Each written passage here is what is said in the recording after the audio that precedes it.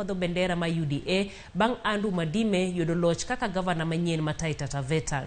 James Waore Dianga ema koro dhi tayo dul mochung'ne weche mag dongruok e alwora mar Nam Lolwe mano Lake Basin Authority e kinde ma David Omusotsi to dhi telo ne board e katiegruok mar piny owacho e weche mag limbe Kenya Utalii College. E lokruok machielo, mane en jalup komanda mar jolweny ma pacho ka Joseph Kasaon ne ogwel kaka jakom board mar duol mar Kenya Meat Commission.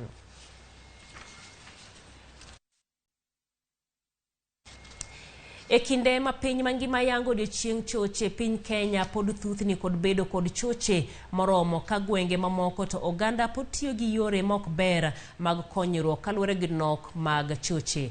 Kaluwore gi mae, piny owacho mag counties mopogore opogore kod piny owacho maduong' temo neno ni choche oger moromo. Piny owacho e riwruok kod piny Ufaransa kawuono noyango gedo mag choche e kar dak ma Kibra. Wawinjane mathoth kuom Flora Atieno. E kinde ma piny mangima hingo odiechieng' mar choche ma higani, meche mag oganda modak e kuonde dak ma ji yuto gene piny e pacho ka pod odak kod luoro ne tuoche mikelo kod nok mag choche kod yore ma ok ni kare mag puko pitaka. Kar dak ma Kibra en achiel kuom kuonde dak ma pod ni kod nok mar choche. Odiechieng' ma kawuono ne ginyiso mor margi kaluwore kod chenro manoternegi mar gero choche.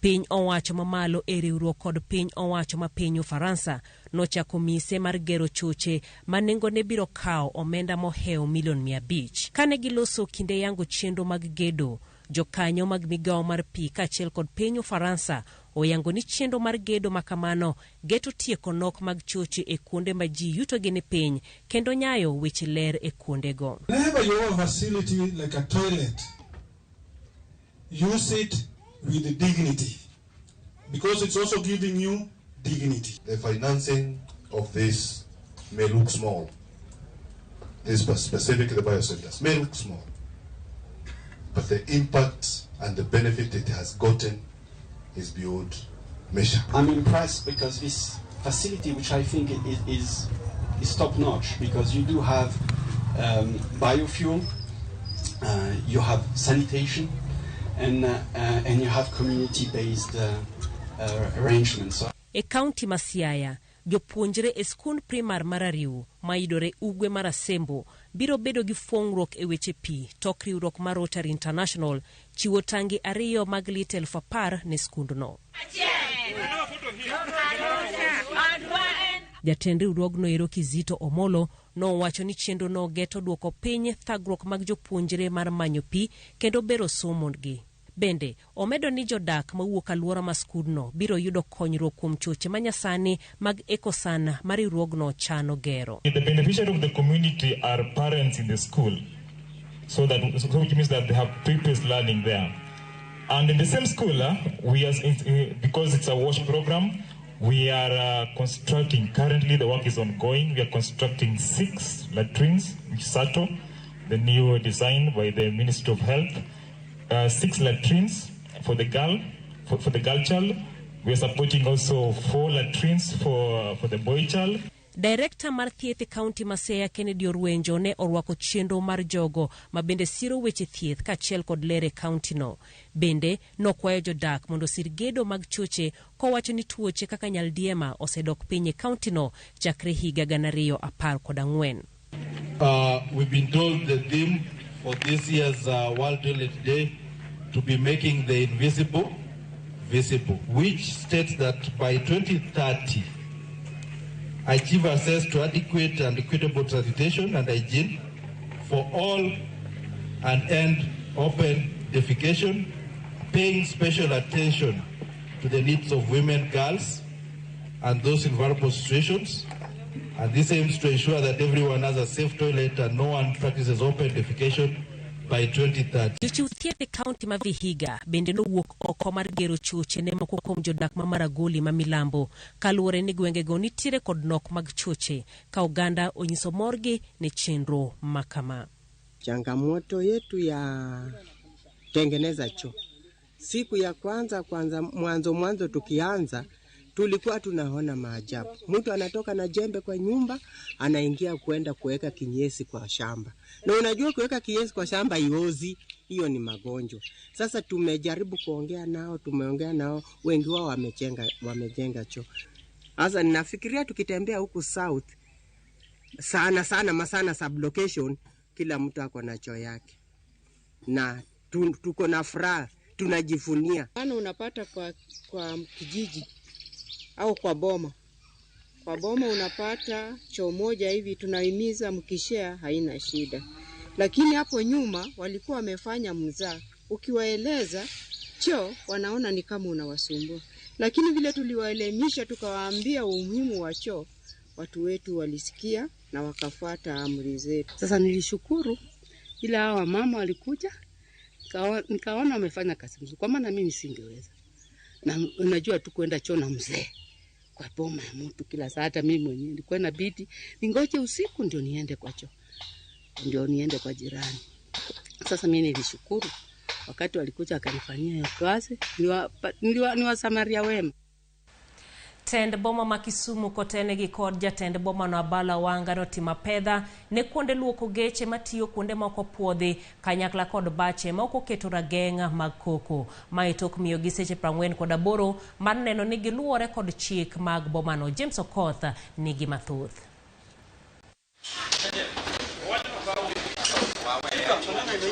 Ma e chal mar weche e kaunti ma Kisumu. Joluok nyamburko bende ok ne otony.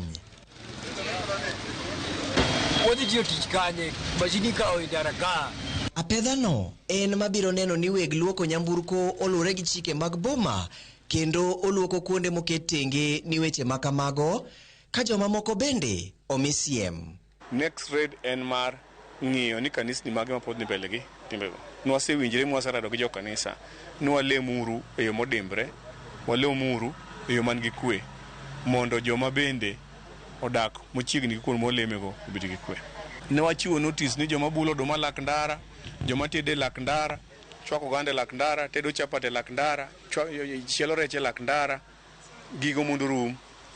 Jogi tene gi stalls, joma uso lote lak ndara, especially CBD, especially the quick mart, Angawa, gido chichwa, gido gingo dinga, were uru dogi ure stall. Wachako kawuono to wabro tingo giku pile nyaka udogi ichir. Jopiny ne orwako apedha mane otim kata bedni moko kuom weg kuonde luoko mtokni to ne ok omor.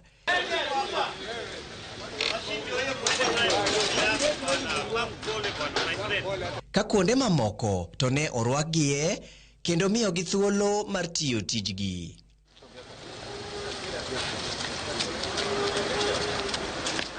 Abala olero ni mae apedha mabiro dhi nyime nyaka ji duto lu chike mag boma. Bache mago thumbe mago koko wasekawo to pod kiny no dhi mbele, bro dhi mbele nyaka ndalo 30. Nyaka chieng' ma beche go ket soundproof. Kotamo gitu wabo revoke license through the liquor licensing board is under the county. Chuny boma, Kondele, Mamboleo, Nyalenda, Nyamasaria gin kuonde manyocha oseyudo siem ne weg kuonde luoko geche kendo Abala medo ni okobiol eneno ni chike mag boma orit kendo oket e tim. Ndalo 30 mabiro wadwa wuotho manyaka waneni mtokni oluoke gated community man gi facilities, mtokni oluoke petrol stations, ok luok mtokni lak ndara. Wach luoko mtokni lak ndara mondo rum. To jok man gi motorbike gi ndigni, wach mar keta ndigni lak ndara gi garage, nini yao garage e lak ndara rum. Koro en tich mwachako chakre sane kum ndalo 30 okwobi yueyo nyaka gini otiekte. Chike makama biro sama kaunti ma Kisumu geno keto e tim pith mar yiende milion 3 e chenro moseyangi kendo mabiro neno ni iboma orit maler kendo olok majan. James Okoth, Ramogi TV. Apedha machiele ne achiji ade kodine gete sendo bila marodi e county ma Homa Bay to kiedhe manentie aritagi olal kendo yudi e udi mamoko e bomano. Apedha mane otimo kinyi makawuono bila gono yudo yedhe mopogore ko pande achiel kuom udi kata ute nindo e kunde mane gitime apedha. Jatend migawo mar thieth e county ma Homa Bay Kevin Osuri ochiwo siem ne jomibadhi ma uso yedhe mowinjo tere e ute thieth ni biro makgi giduto. Bendo medo ni yedhe moyudgo bechgi chopo milionde.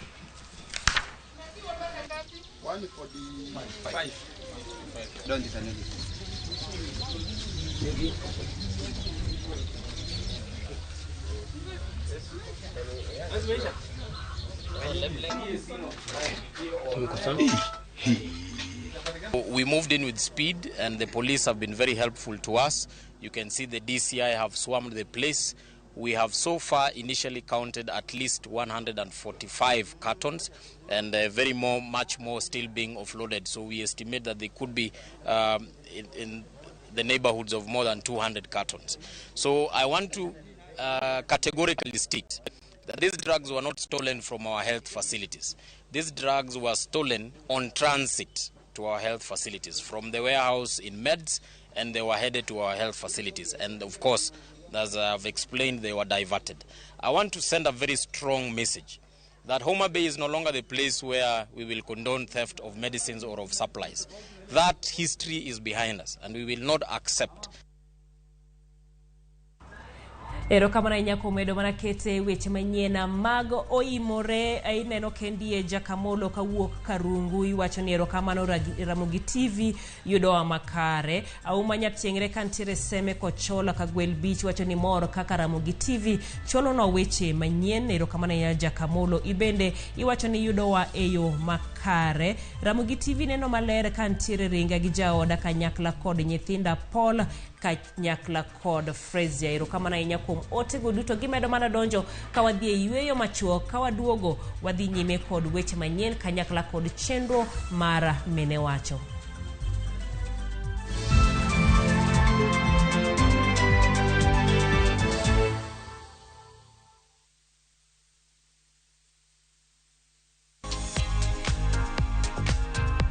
Jamni kata chiae mosebedo maduong' nyalo bedo motegno makata ka njofni gi omake tok time gimoro.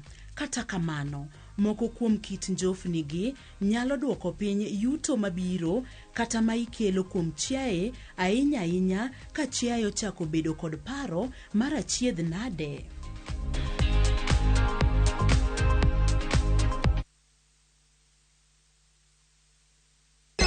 Ganda sim tupo side. Piga lukukula wa achabi. Wa achabi. Okonyal bedu maber moloyo ka. Unanipa vigezo na sababu ya kukupenda tu. E chenro maliet kendo mamit mar ngolo e piny luo duto. Watmana di mamiyo aparo nyama manjo teko tiendo. Tudri kodwa mondo iwinj thum maliet. Chakifala mekam na mezubana na chekia kisubari ya mambaru ni mekam na meja. Miel manyasani kod neno jothumbe mihero. Riuri kod jota chenro Lind Ramogi kod DJ Kolo e thum Dagmor. Geso ka ngeso sabichu tieno. Mana Ramogi TV.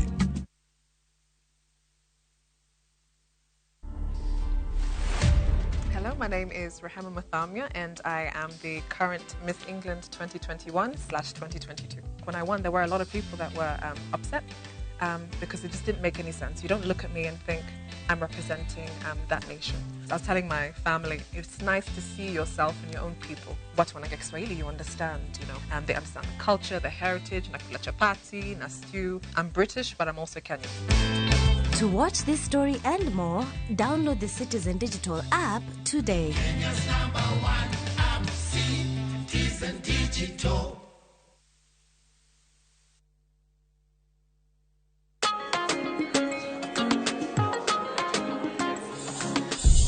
Wadau.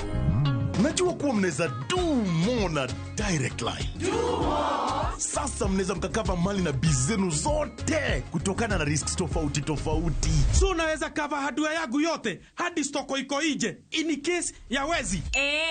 Na botiki yangu kuchomeka. Hiyo yote no maachia direct. Na pale kwa site naweza kawa construction yangu, mashini, mafundi na shule yangu, wanafunzi, wafanyikazi, basi. Na in case mimi nipate ajali. Rahisi. No maachia direct line. Omera, what about my palatial residence? Nama achia direct line. Do more na direct line. Visit your nearest branch, agent, broker or bank assurance partner today or SMS Bima to 23454. Direct line. Every day is sure. Hey, do more.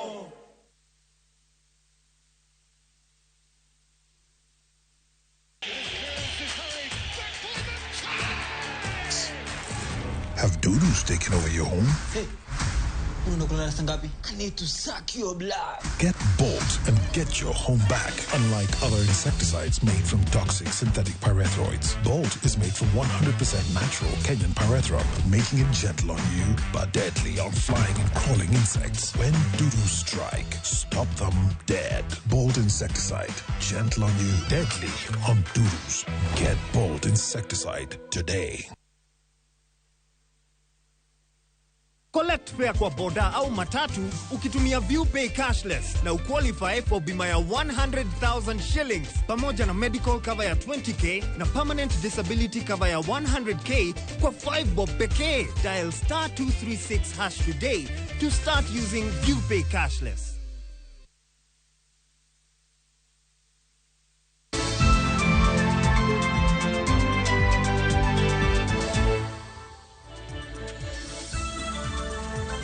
Machiegni kendo obila mabungoma dhi nyime gi apedha ne jonjore moko ang'wen mitudo gi njore e chiro manaitiri kuma ne ginege chuk dar moro. Ruoth ma Milima Martin Wasike oyango ni achudhego ne nigi bunde kod pende mane gitiyogo e kuo mane gitimo. Jodak manaitiri wacho ni onge ber bedo gi tesendo obila machiegni ko obila ok nyal konyogi kuom jokuoge magiwacho ni obila chopo mana ka oseringo kendo timo rach. Jod bura matongaren Murumba Chikati owacho ni gidhi sundo mondo owil obila tesendo obila manaitiri ka chop wuok tich mar juma manyien. Jana ni jioni mwendo wa saa moja hapo, saa 1:30 nilikuwa naelekea dukani hapo na rafiki yangu.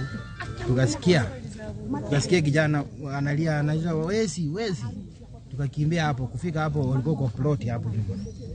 Kuingia hapo walikuwa wajamaa warefu hivi wawili na tukaona sura zao. Tukapika pinja kupika makelele, alafu akatoka nje na akacheka. Anacheka na anakachukua bunduki, alikuwa na bunduki mrefu nyuma huko na kapista ameweka. Ameegemea huyo msichana huko ndani. So vile alituona akarudisha hii na sisi tukaona bunduki kapista tukimbia. Akalipua ya kwanza. Tukaanga hapo kwa uwanja. Kuamka tena nikafikiria pengine kama sio mimi imenipata, nikaamka pengine huyo mwingine. Kuamka tena mbia akalipua tena nyingine mara 3. So sisi tukakimbia, huyo kijana akimbia kwa maaskari lakini walichukua muda mrefu. Mimi wanapika chakula ya hospitali. Sasa nilipeleka chakula, kufika kule nikapeana chakula, kumaliza kutoka nikakutana na kijana mmoja akiwa anakimbia, akasema kuna majambazi huko soko. Na hiyo time mimi nilikuwa nimeacha duka wazi. Nikakuja kuingia ndani kuja kufunga. Hao majambazi wamefika. Kitu yenye walikuwa wanauliza wanataka pesa. Mmoja alikuwa na kisu, mwingine alikuwa na bunduki. My proposal ni ya kwamba kufika Monday askari yeyote mwenye yuko hapa na Itiri awe transferred. Atoke aende penye anaweza enda, penye anaenda kufanyia ulevi, na sisi tupate askari ambao watalinda watu wetu. Obila mabondo osechako timo apedha ne jonjore moko 3 momanore gi magina. Jonjore go nokwalo pesa e duka moro mar M-Pesa e bomano. Jalup komanda mar obila mabondo Ibrahim Kosi owacho ni ginono tipo ma CCTV mano mar yudogo jonjore go mane oweyo apiko mane gichano ringo go tok timo tim makamano. Joneno owacho ni jokuoge go nomonjo dukano saa 6 odiechieng' kendo lal gi kwano omenda mapoko yangi nyaka sani. Jodak dwaro mondo obila omed chenro mag wuoth e bomano kagi wacho ni kuo medore.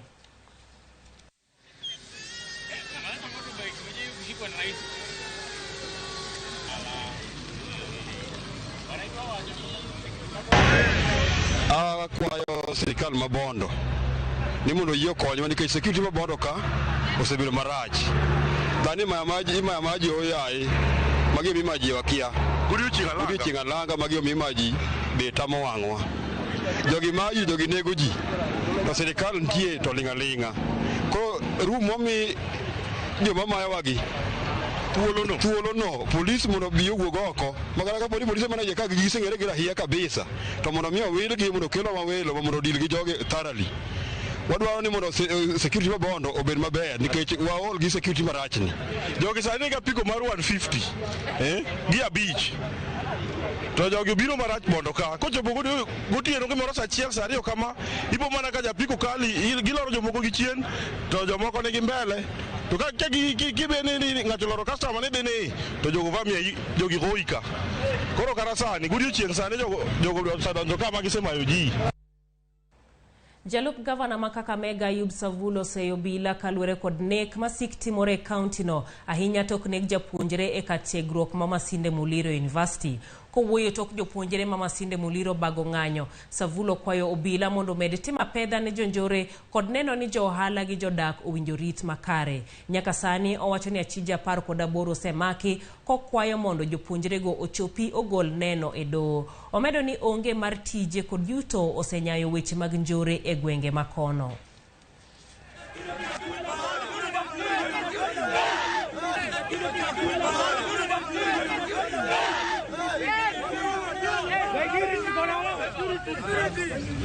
Today in the morning we have found an engineer 5th year in Musk. Patrick have been also murdered. We have tried to give the details to security, but no any information is being taken. No any action is being taken. And we as comrades, we want to express our tiredness. We are tired. The university has tried. With the places where the students reside, that is Kefingo, Koromatangi and Lupe. The university has installed security lighting systems to curb the problem of insecurity. So we don't have the problem with the school. But the problem, it comes with the police. They are not doing their work. Tumekuwa na mkutano na County Commissioner of Police. Jana usiku mtoto wa university ameuawa Kakamega Town. Kijana mwingine tena wa university amekatwa saa hii Gojendo Hospital Kakamega kule. Tumemalizana na security meeting na nimeinstruct county commander wa polisi leo usiku kuanzia saa 3 hakuna bodaboda kuoperate, watu wafanye msako, wale watu wameua mtoto wa university washikwe hivi leo. Na sasa hivi naongea, nimekuwa nikipigia simu nikiwa hapa, wale wameua mtoto wa university huyo wameshika watu 18 saa hii.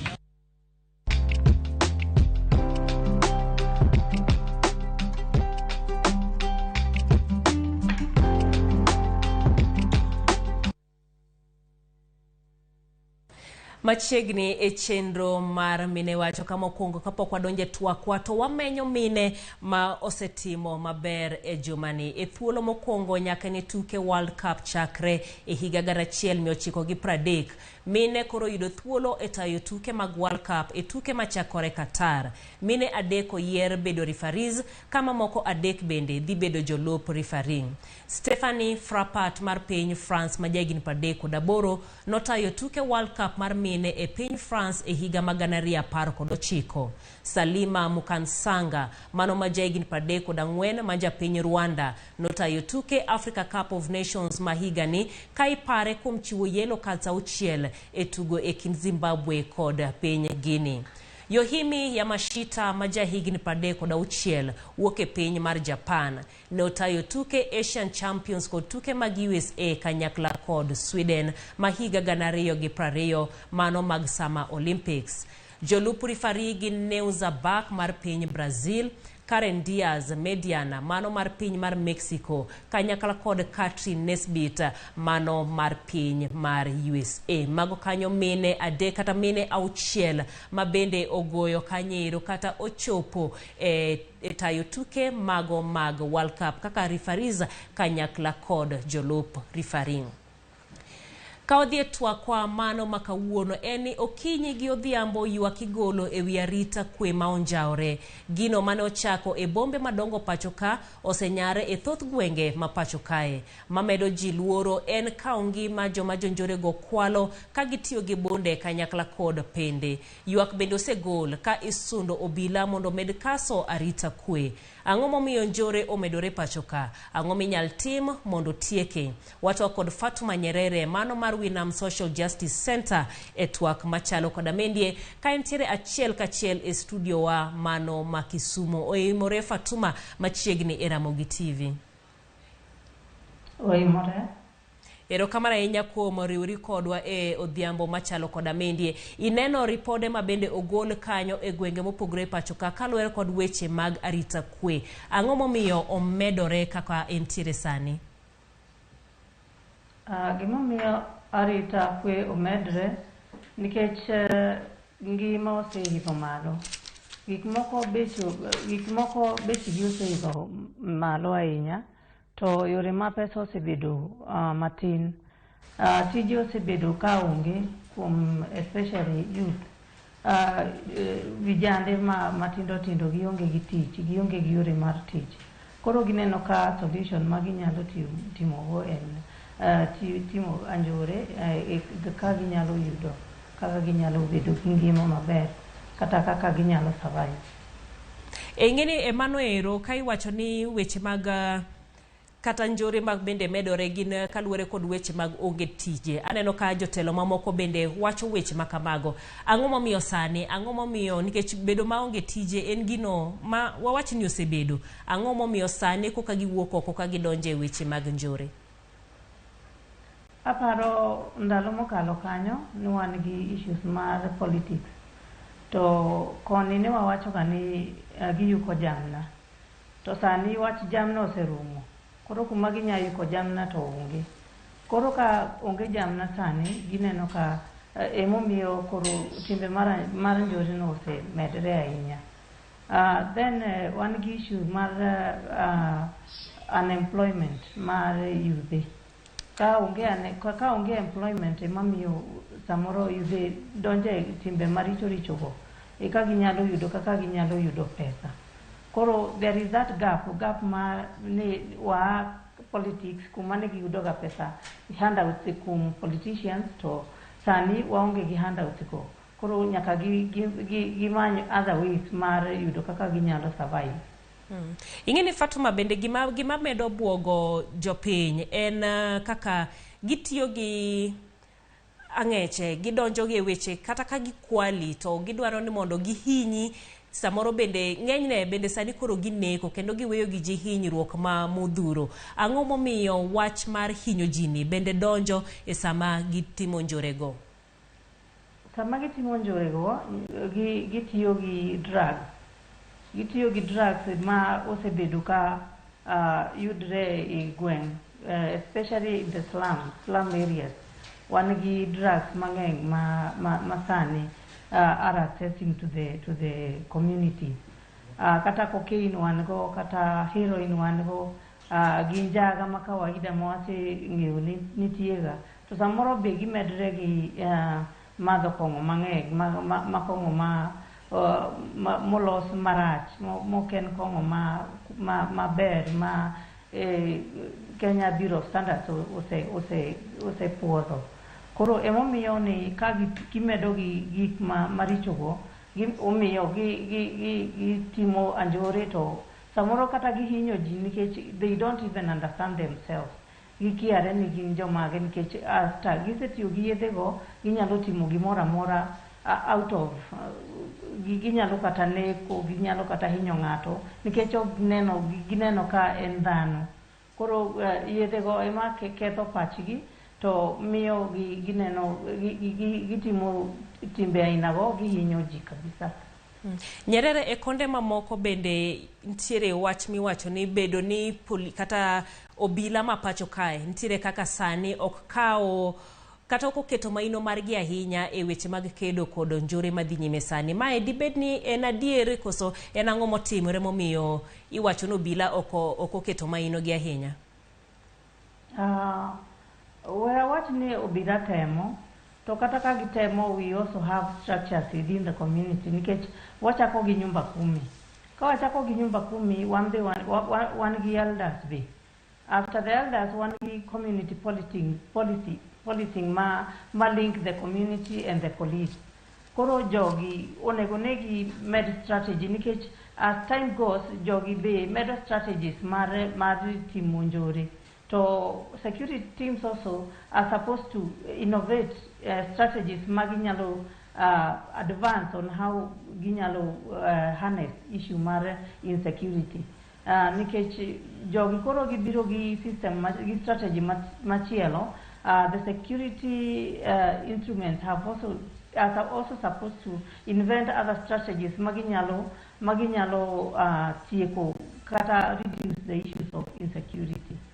Sama iwacho winjo kiwacho mano jo nyumba 10 dibed ni ntiere rem moro mantiere mowinjo mabende koro miyo ni oginyal tiyo maber ahinya mar kedo gi jonjore ma sani wuok nikech iwinjo ni gitiyo gi bonde gintiere kod bonde ma gitiyo go timo njore magi to joma timo chenro mag nyumba 10 gi gin gionge gimoro amora ma giritore godo kedo gi ji ariyo gi kaluore kod gik ma gintiere godo bedo makare.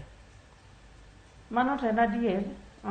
The nyumba 10 kata elders kata the community policing mantie within the communities gionge gi arms go. To be aparo ni police, there is lapse in the police nikech onego negi ne kaka ginyalo mako bundego to giduoke amari kakoro giwe bede community nikech bundego hinyo community.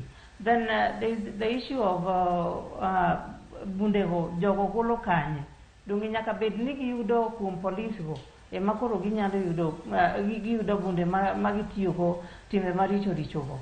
Koro onego ni police gineno kaka ginyalo work on kaka ginyalo kaw bunde mantie gi joma richo go koro wanyalo reduce the issues of insecurity. Because as the community can just inform the police na giwacho negi kama maybe jogo dake joma richo go dake ka gisang'eyo kuma gidake ginyalo neno kaka ginyalo dhi to giomo ka en bunde go ginyalo neno kaka ginyalo omo gi.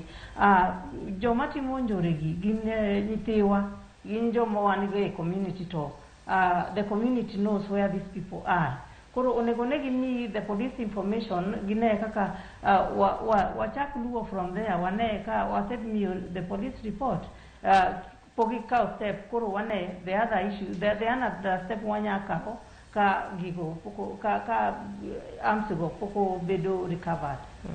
Luoro moro ma bende jopiny bedo godo e kinde moko en ni sama gidhi gi fulo to idwaro ni mondo wang' gichung' e do ka gisiemo ni en ng'ane. Luoro ma bende gintiere godo ni jowetegi biro duogo kendo koro chulo kuoro. Ere kaka inyal rit joneno ma bende dwa wuok oko kendo koro mondo osiem jonjore? Protection no onego no bet nikech samoro witnesses bedo ga hinyore ga nikech kise tero issue a police so samoro the police leak information to the ng'ato misetero wachne no to ka gima chal kamano timore hinyo ng'ama osetero report to samoro otero report mar konyo. Ka gik machalo kamano timore emomiyo ga samoro ineno ga kata ka cases timore giluoro kata tero wach nikech ng'ato kodwa bedo witness nikech onyalo bedo leaked to the ng'ato mose mak to samoro issues malo be miyo there is a leeway nikech there is a right to bail and bond. Samoro ka ng'ama rachno kosedoke community onyalo on the other side dhi hinyo ng'ama osetero report no. Mano is also a very risky thing that is happening in the community ma ok ber. Onego ni wane kaka wanyalo tiyo maber ka ng'ato tero information to the police onego ne obedo confidential. Kiki police leak information to the maybe the person who the criminal maybe go so that whatever issues mar furthering that harm to the person who reported maybe that case. Erokamano ahinya Fatuma. Kabende mana e jumani jatend piny mano William Ruto noyango ni idhi ti kod obila mag majoni kata GSU kanyakla kod kweth makende magidendo ni Rapid Deployment Unit e kuonde ma jonjore omedore ahinya e chuny boma ma Nairobi. Ka kuonde mamoko tiwacho ni atiyo gi majoni mano koro odhi ahinya, obila ma kawaida kata National Police nyala kedo gi njore mantiere sani. Ere rach mar tiyo gi majoni e kedo gi njore mantiere sani? Aparo ni waseneno gimosebedo katimore, especially e Kisumu kae, on the issues of post-election, sama gikelo reinforcement.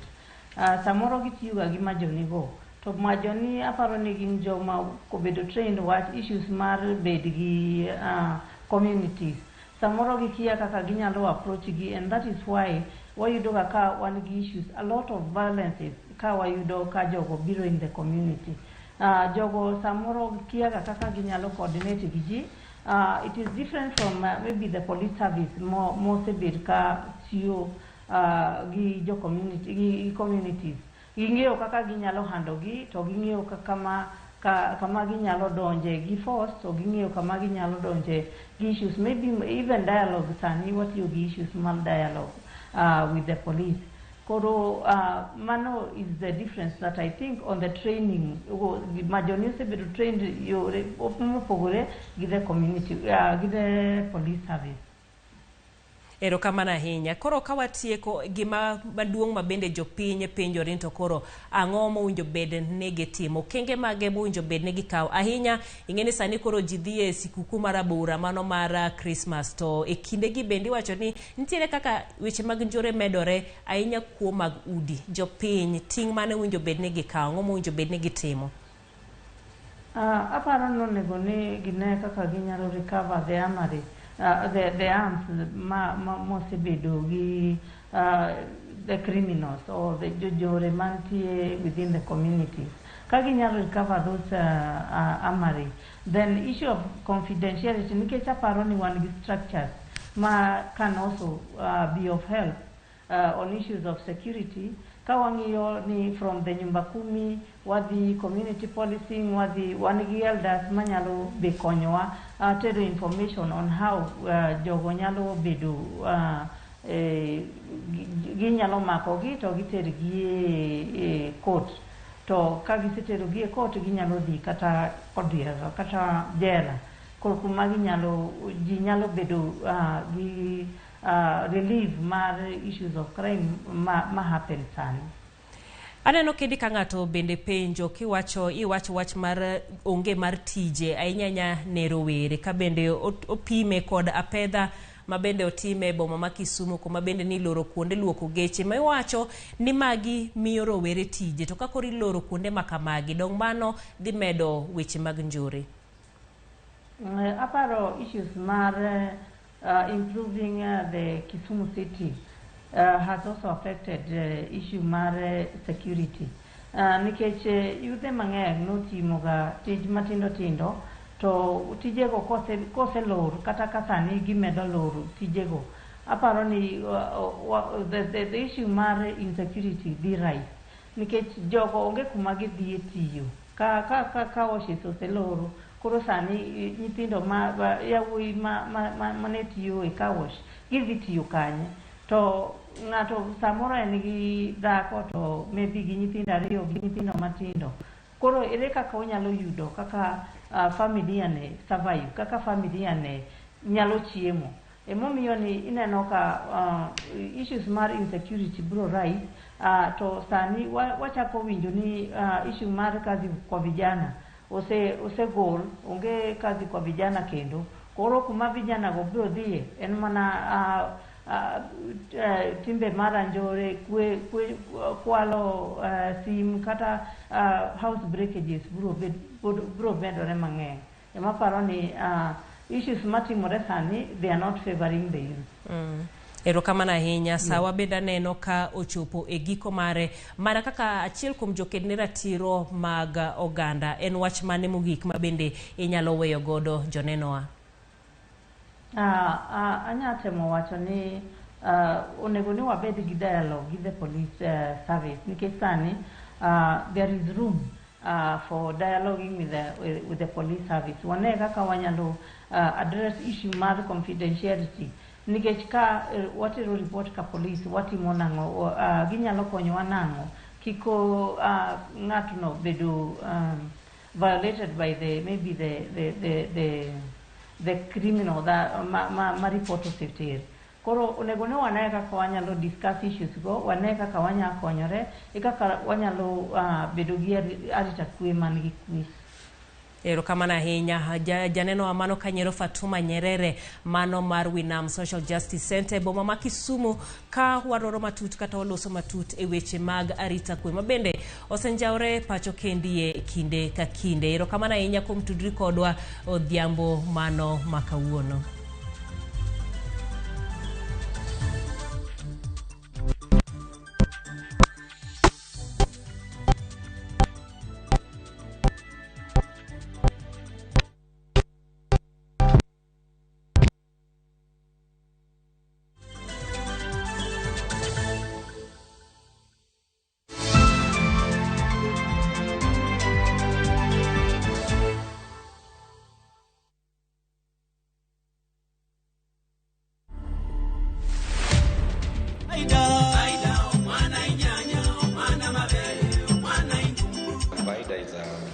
Zambian name meaning promise. I've been in music, if I count this, around 13 years now, because I recorded my first album in 2009. Our artists have not learned, they are not being realistic, and most of them, they wanapenda kuhepa originality yao kama culture. The message is encouraging the woman to stay faithful to the husband. To watch this story and more, download the Citizen Digital app today. Kenya's #1 app, Citizen Digital.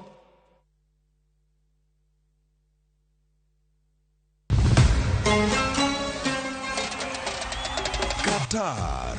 Piny Kingi, Sheikh Tamim Hamad Al Thani. Timbe Pradek Gario Rakore, ka wenge giketo okombe adhula mar nyadhi e piny mangima. World Cup. Obiro bedo tim mar Brazil, France, kose achiel kuom pinje Afrika. En mabiro kelo kombe no kuom thuolo mokwongo. Adhula ogoyo tach. Kete mana e Kuku World Cup, wuok tich nyaka tich abich. Saa 7:30 odiechieng'. E Ramogi TV, Citizen Digital, to kod View Sasa.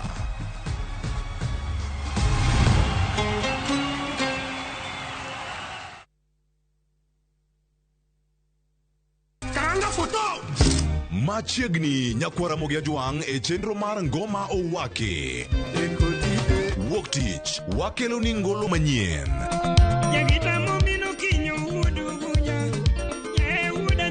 Tich ariyo, Ras, Reggae owake. Tich adek, en odiechieng' mar twak gi jothumbe. Tich ang'wen, kama nene, waterie golo machon. Tich abich, Sukus owake. Kete mana ka kod Papa Vic. Ngoma owake, wuok tich nyaka tich abich, saa 10:15 odhiambo nyaka saa 12.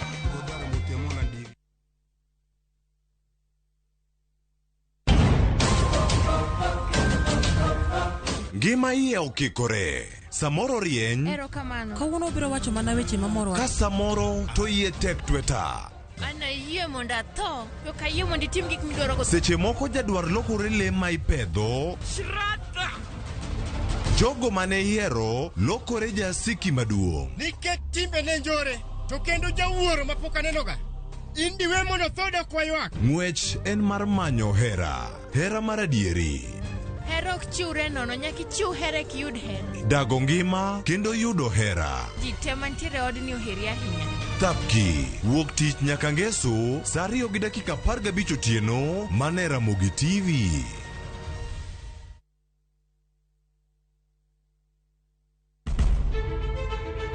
Penj laktar. ok en ka chenro moro amora. Wach mar P2 emergency pin e monyo gino kapere mene giketho system. Wakelo ni achiel kachiel lakteche man gi lony mar arieya e weche ngima dhano. Koro ka goyo picha to dhi nyisa kind lekene.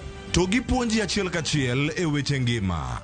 Kelo malit ne masongo madhi, very good. Riuri gi Ruth Otieno, wuok tich nyaka tich abich, chakre sa 12 odhiambo, onono tiend weche kowuok kuom laktar. Osomo oteni. Namba mar SMS en 23600 en penj laktar. Kendo kawo simbi. Wadhi kawa simbe, jowinjowa, jonenowa. Mana Ramogi TV.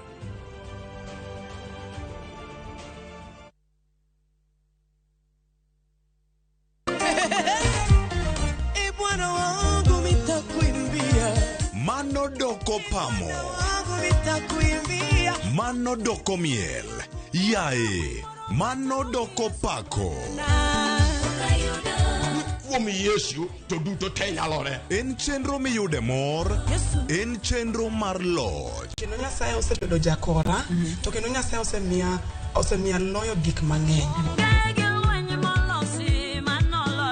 En mana injili kalo kod nyarasembo. Roda nyarko kitmo, kokikore gi jaseme, Ken the DJ, kod wuod Karungu, Jilo Jamwaka, Mayo, Injili Mit.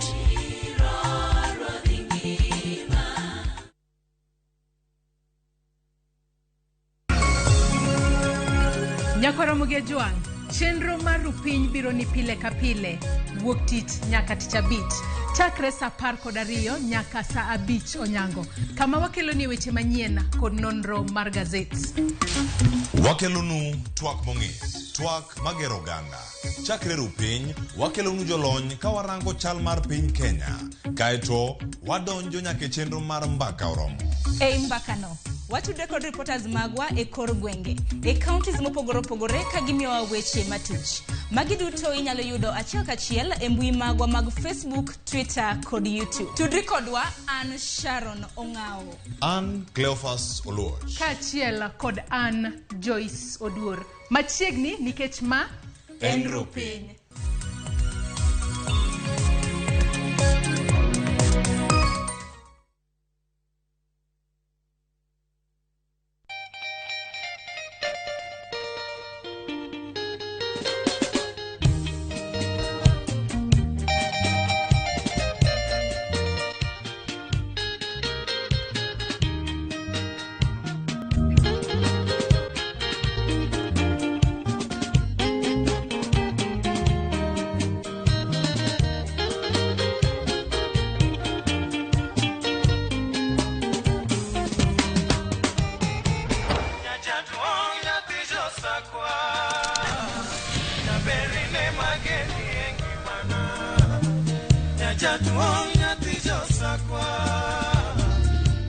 Radio Ramogi, Kartun Jaluo. Radio Ramogi.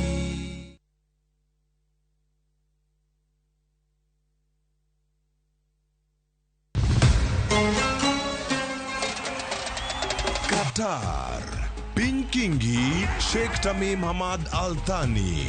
Timbe 32 rakore ka wengegi giketo e okombe adhula mar nyadhi e piny mangima. World Cup. Obiro bedo tim mar Brazil, France, kose achiel kuom pinje Afrika. En mabiro kelo okombe no kuom thuolo mokwongo. Adhula ogoyo tach. Kete mana e kuku World Cup, wuok tich nyaka tich abich. Sa 7:30 odiechieng'. E Ramogi TV, Citizen Digital, to kod View Sasa.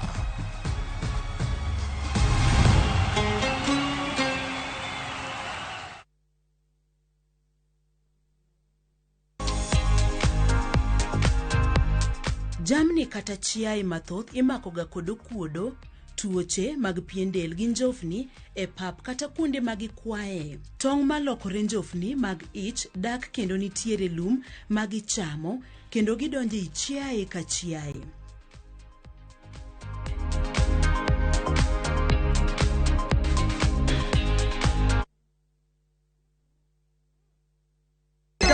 Ganda sim tupo side. Piga lukukula wa achapi. Okonyal bedo maber moloyo ka. Unanipa vigezo na sababu ya kukupenda tu. E chenro maliet kendo mamit mar ngolo e piny luo duto.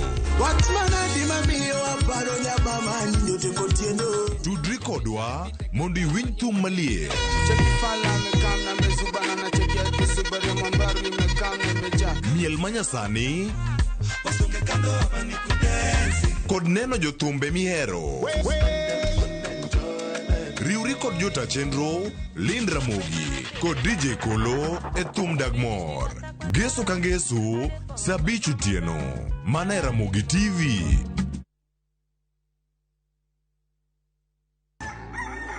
Kapok piny oru, kapok oyaw chiro, jopur ochako odiochieng'gi.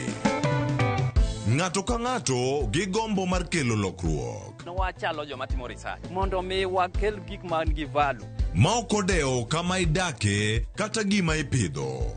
Pith mar kich en agribusiness. Riuri kodwa mondo ipuonjri yore pur. Cover crops inyalo pidho ei puothi mar rabolo no. Jopur kod chiro mag jopur. Kendiel ma dende ber ema biro mi market. Pur gi ohala. Tich adek ka tich adek, saa 1:45 mar odhiambo. Mana e Ramogi TV.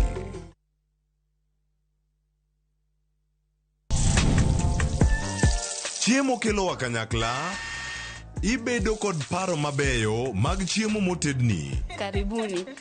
To wil kod kaka itedo kit chiemono manigi suya kod ndhadhu mamit. E chenro mar tedo gi chiemo, wapuonjore tedo kit chiemb luo kod chiemo manyasani. Koro kigolo ring'o ting'ade kama. Tich adek ka tich adek, saa 2 okinyi, mana e Ramogi TV.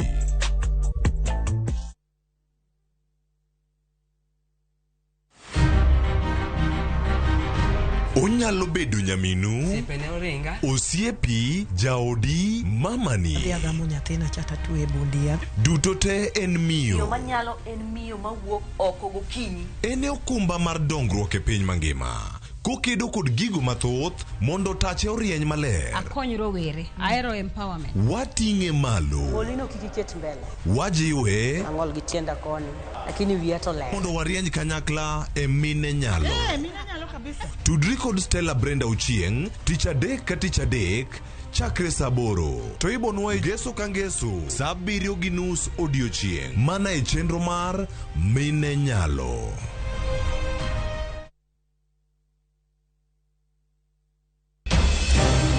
Weche ng'eny sa matin.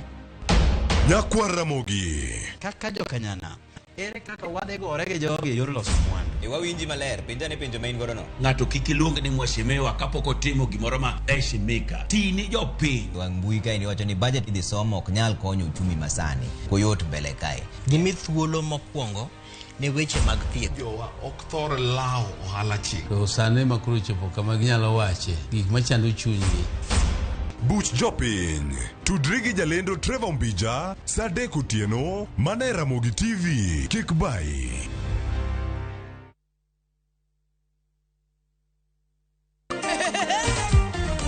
Bwana wangu nitakuimbia. Mano doko pamo. Nitakuimbia. Mano doko miel. Yae. Mano doko pako. Kuom Yesu to duto te nyalore. En chenro miyude mor. En chenro mar loch. Kendo Nyasaye osebedo jakora, to kendo Nyasaye osemiya loyo gik mang'eny. En mana injili kalo kod nyarasembo. Roda nyarko kitmo, kokikore gi jaseme. Ken the DJ, kod wuod Karungu, Jilo Jamwaka. Mayo, injili mit.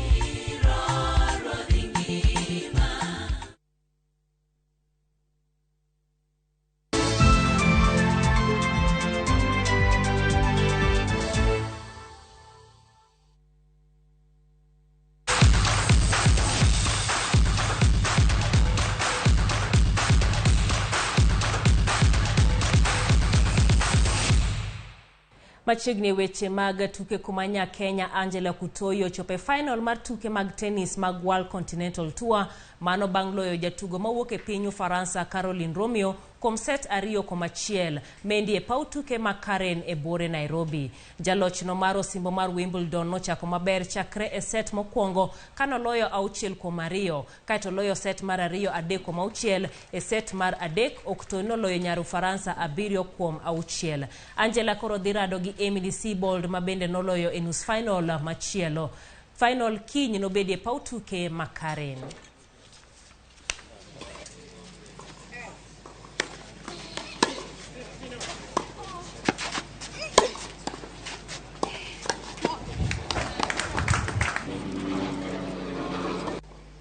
Gor Mahia nochako maber